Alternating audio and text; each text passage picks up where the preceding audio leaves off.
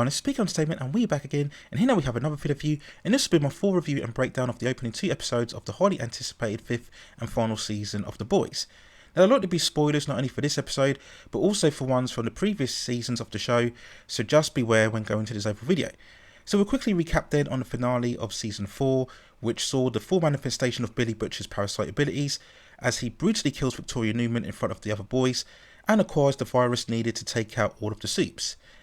After Victoria's death, they set up the cause by setting up Singer as the culprit, and Homelander assumes full control of the US presidency, declaring martial law and apprehension of all people who supported Starlight's cause. We then see Huey and Kumiko and Frenchie all captured and sent to the containment camps, with Starlight barely escaping. Butcher drives away into the darkness with the virus and the mental presence of Kessler now firmly in the background, and Homelander discovers Soldier Boy being contained after the battle against him in the finale of Season 3. Now, going into Season 5, there's been so much hype around The Boys, which has firmly established itself not only as a prominent superhero series, but also as a prominent piece of television and entertainment for several years now. And there's been many theories and speculation behind who exactly will live or die in its conclusion to the story, and how exactly will The Boys go on to topple Homelander. I was a big fan of the series. I'm happy to report that I, for the most part, enjoyed these first 2 episodes, which provided plenty of drama and spectacle, revelations, twists and turns, with much more promise to get invested for the rest of the entire season. So when we go over the highlights of the 2 episodes, and we focus on episode 1, which I felt was probably the stronger out of the 2 installments, and this is where we opened up with Homelander addressing his audience, again asserting his full influence over them. We saw Starlight infiltrating the studio, fully dressed in the firecracker costume, and she looked very nice, I have to say, in that outfit. We see her encountering and fighting Black Noir, whilst they set about releasing the airplane footage from the first season, which saw Homelander and Maeve involved in the killing of various passengers on the plane. This has been a smoking gun for many years now, ever since Season 2, where Maeve used the footage to get Homelander to back off in his pursuit of Becca and Ryan. So we knew this would come back in some way, shape or form, that the boys would use this in ultimate strategy to try and make Homelander look worse off within his supporters, but it ultimately doesn't prove to be the case. They managed to dismiss it much more as deepfake footage. And this is one of those many examples of the series satirizing real life, as we have many events where certain high-level figures become exposed through video footage and try to dress it off as deepfake. We had that later scene shortly afterwards where Billy went to meet his father, and we hadn't seen the appearance of this character since, I believe, the end of Season 2, or might have even been Season 3. And this scene was very strange because it just came out of nowhere. We discovered that Billy's mother had died, and of course we understood that he didn't get on very well with his father. But towards the end, they have this weird embrace where it seemed to me that Billy was going to kill his father, maybe stab him in the chest somehow with his tentacles. Of course, we cut away from that moment, but the intent was there, especially when you look at the expression on Billy's face. So I'm not really sure why they didn't deal with this overall narrative. Maybe they may come back to it later on throughout the season, but it just seemed very clear to me that he had very murderous intentions regarding his own father. Now, one of the biggest features of this season is, of course, Kumiko finally discovering her ability to speak. We saw this at the conclusion of the Season 4 finale with her outbreak of emotion as she saw Frenchie being taken away. We see this in the beginning of this episode where Billy somehow manages to locate Kumiko in the Philippines. And it wasn't very clear, despite Kumiko's explanation, that she was deemed too much of a threat, so they tried to destroy her and dismember her, but she managed to reassemble herself and managed to escape away in the Philippines. It wasn't very clear, but there we go. And essentially, this segment of the episode saw Billy rounding up the troops. We see them later on meeting up with Starlight, as Billy discloses the fact that he needs more of the virus, and the only person available at the moment is Frenchie to help make it. So that's his real motivation, to break out the likes of Frenchie and the other boys from the containment camps. And it was very weird at first to hear Kumiko speak. Obviously, you're so used to her not using her voice. And there were many funny moments. I loved all of the interactions, particularly with Butcher, when she was given as good as what she got in terms of using all of the volatile foul language that Butcher is so renowned for. And it was very strange because on the one hand it was good to hear Kumiko speak, but at times came off far less likeable as a character. She didn't quite have the same endearing charm now that we saw her fully being able to speak her mind. And as usual, we have to turn around eventually to mentioning Homelander, who was absolutely fantastic in his first episode. As always, his presence carries a sense of suspense and tension, and we saw Homelander become even more mentally unhinged following the release of the airplane footage. And we had some great moments where we see him surrounded by other people, and he can clearly their heartbeat as they're all literally terrified of him and how he will react. We had that very gruesome scene where we see the Deep and Noir come into his room, and we see that he's dismembered some SWAT staff because they shared some abusive memes about him over the internet. So this is just right in keeping with the insecurity and fragility of the character, and I'm sure we're going to see this manifest itself to far greater levels as we come to the end of the conclusion. But it once again underlined how brilliant a performance Anthony Starr is within the role. So as we came to the later stages of this episode, we saw the boys embark on their plan to break up the others from the containment camps. And this had a great moment again for the tension when they come into the room where they are being held hostage. This was of course after Homelander announcing that he would execute the others within 36 hours, planning a trap to get the others to come and save them. We had that great moment where we see Homelander coming together against Billy, and for the first time seeing that he has the parasite's influence inside of him. A very shocking moment where we see Homelander uses laser eye against Kumiko. Shocking even more so because, as we know and expect, we're going to see plenty of character depths throughout the season. So anytime Homelander comes across a certain character, and given the very blunt spontaneity nature of this series, you always fear for the worst whenever you see a character encounter the presence of Homelander. But this is a great sequence, and then we see Starlight using her ability to distract Homelander. That great moment where we see her hovering above the air and she's exhibiting all of her Starlight powers.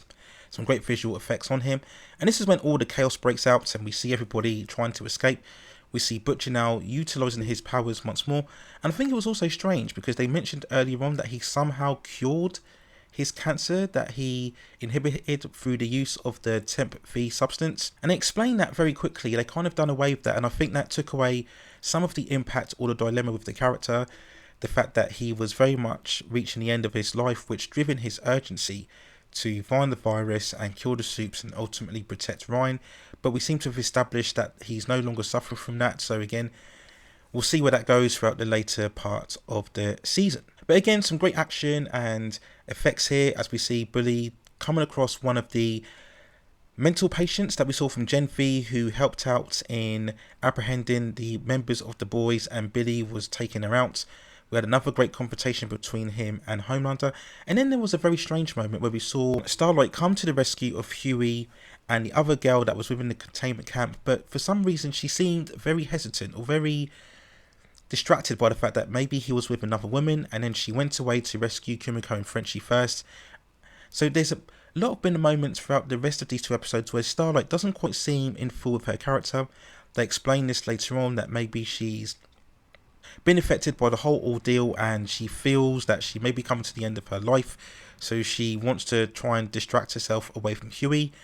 Because of this, it didn't quite make sense in terms of her overall character, and again, hopefully we'll see later on down the line if that bears any more meaning to it. But then we came to probably the biggest talking point of the entire two episodes, and that's when we saw the return of A-Train. We had an earlier scene where the Deep had managed to track down his family, and he managed to get them away. And throughout this moment, we could see that there were much pointers, again, that AJ would be involved in some sort of tragic, heroic rescue.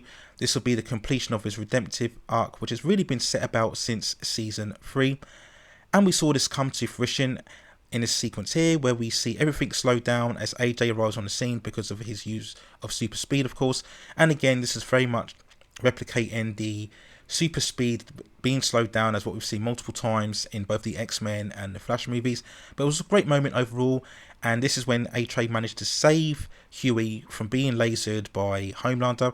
I did query slightly why he was able to move a lot faster than everybody else, but couldn't evade the lasers of Homelander in order to get Huey away. Normally you would expect A-Train to just grab Huey and keep running, but he stumbles as he's hit slightly by the heat vision from Homelander, and then this is when we see A-Train really make his last escape as he frantically runs away from Homelander. And this was one of the best effect shots of the entire episode, and maybe the entire series, as we see Homelander pursuing Huey. Some great sequences when they're zooming through the streets and the forest, and Homelander is using his heat vision to clear the way so he can track A-Train down. And this is when we came to the cyclical moment, the completion of AJ's redemptive arc, as we see him running and he comes across a girl coming out of her car. And this, of course, juxtapositions back to the opening scene of the entire series and the comic book also, that involved A-Train murdering Huey's original girlfriend whilst super speeding, and that really set the tone for his character for the earlier part of the series. So in this sequence here, we see him evading the girl this time around, almost as if to recognise the mistakes that he made before. We saw that he dropped his glasses on the street, so this is again a sign of the A-Train personality reaching its end. And because of that, he stumbles along in the forest before Homelander catches him up and then strangles him by the tree.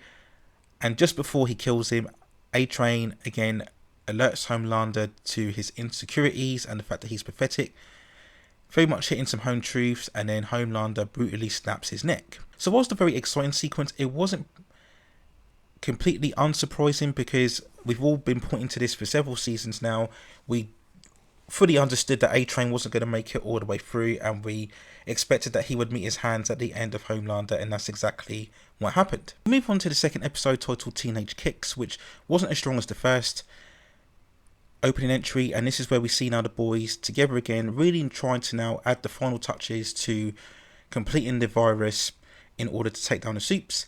This is where we see the emergence of Dr. Samir, who somehow Billy has managed to convince that Victoria was killed by the other Supes, and that's what's motivated Samir to help them out. And there was that great moment where the other boys were looking at Butcher as he was clearly lying through his teeth, and they couldn't tell him the truth because now Butcher was clearly going to threaten them. And I think this is another sign of how Butcher is steadily becoming much more like Homelander. He really is enforcing his will. Now in the past, the others could ignore him or dismiss him, but now that he has the super abilities, everybody in one way, shape or form is as threatened by Butcher as what they are by Homelander. So again, this is going to have an all-round meeting, I'm sure, when we come to the end of the series. And as per the episode, this is where we were introduced to the group known as Teenage Kicks, a kind of a B-level superhero team. We were introduced to the likes of both Jetstreak and Shalene, and the major plot point this time was that, having now kind of defined the virus, the boys had to test it, because obviously there were still implications of it being contagious to other members, both human and Supes, so they had to make sure that they got it right. So they went to visit a Supe named Rock Hard, and this is when we got to a really gross out moment where we see that Rock Hard is kind of like this Jabba the Hutt, rock divined kind of monster. He's been marinating wherever he's been for many years now, and we have plenty of gross out sequences, including him ejaculating into some volcanic posters. And this is when the episode was kind of dragging a bit. It was losing my interest, because I don't think this was the best way to involve this narrative of trying to test out the virus. It just seemed to drift away and didn't carry the same momentum as what we saw in the later parts of the first episode. But things picked up once Homelander finally releases Soldier Boy from his containment cell. I'm sure many fans are very happy to see Jensen Ackles back as his character. He proved to be probably the most popular entry within Season 3. And we knew already he was coming back from the earlier trailers. So it's very interesting. Again, we have this dual dynamic of Soldier Boy wanting to get revenge back on Billy for double crossing him at the end of Season 3. But also Homelander himself releasing Soldier Boy, not only to help track down the other members of the boys, but also trying to forge some sort of last connection in terms of family, because as we all know, Ryan has long gone now.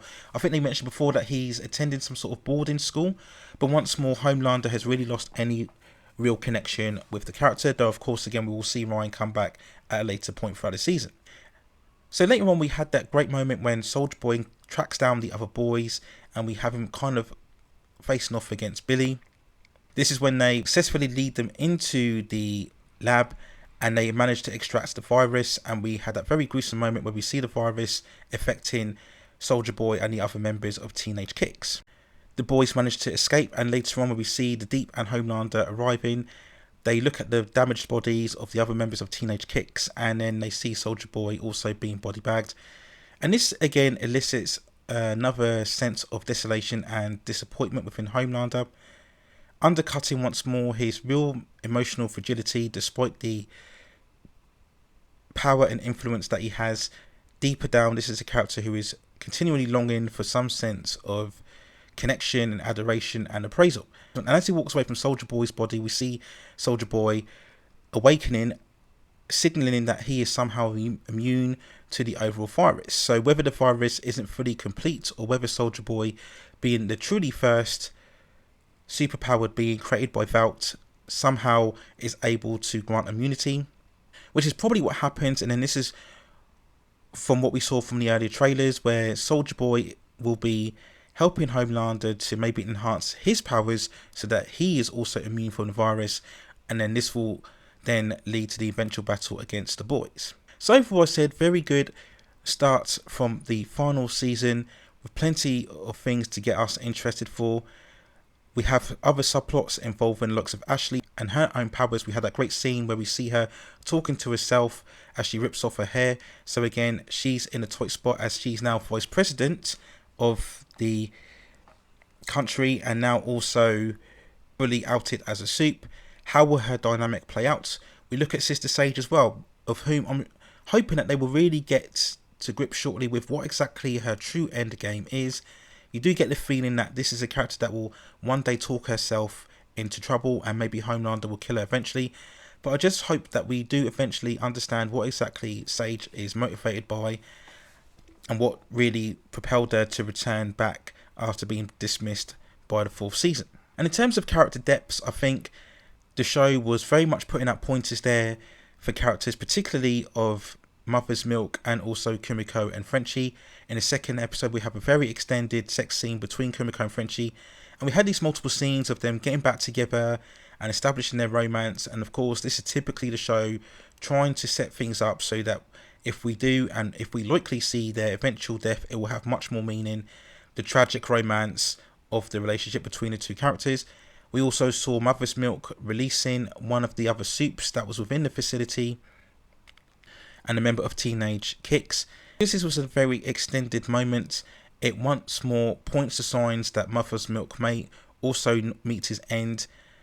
This is very much showcasing his abilities as a father, and we all know that he's been separated from his family. So I'm sure there will be some sort of tragic resolution at the end, seeing the death of the character. So you can see the earlier signs of what the show is trying to do by giving these extended sequences to these characters in order to make sure that the death, if and when it happens, becomes far more impactful. But overall, very satisfied with these opening 2 episodes, and I'm sure that if the show continues like this for the rest of the season, we will hopefully get an epic and final conclusion. We've seen over the years so many shows be great for the most of their runs but end up coming to a very flat note. I'm sure the boys will not end up in that same category. And the final episode wasn't released to critics, and that was a very smart move given the nature of social media. So I'm sure that will be an all-out epic final installment for what hopefully will be a final conclusion to a truly great superhero series. So there's my other thoughts and feelings on the opening 2 episodes of The Boys. Let me know what you think in the comments below. And if you have any other further movies, television series, or any other topics within the pop entertainment and culture scene that you'd like to see me cover within the channel, then also let me know in the comments, and I will see if I can provide further commentary for you on that subject matter within the future.